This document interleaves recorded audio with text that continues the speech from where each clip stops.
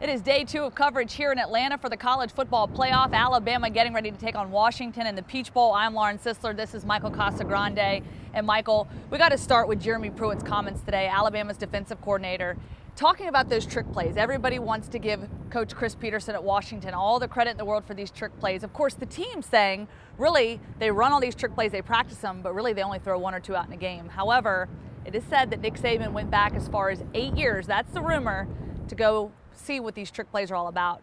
What did you take from their comments, and how much of a factor do you think that'll be in this upcoming football game? Well, first off, I would say it would characterize as a rumor. It was a tweet by somebody who we don't even know who that guy was, and people took it as fact.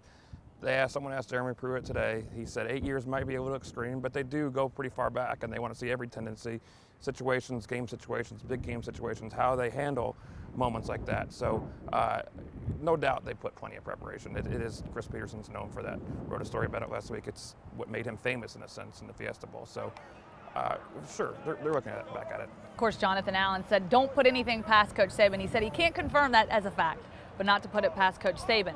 Now, talking about some thoughts and comments that we heard from Ole Miss coach Hugh Freeze in an interview he did with Yahoo, talking about Jalen Hurts and his abilities as a quarterback. How do you beat Jalen Hurts? Well, Hugh Freeze says you beat Jalen Hurts through the air, you get him to throw the football. What is your takeaway from his comments? My comments were, of course. I mean, that's something I guess I've been saying all year, knowing, you know, my words mean less than Hugh Freeze's. But of course, I mean, if you watch him, he is going to beat you with his legs. That's his dynamic is what makes him good.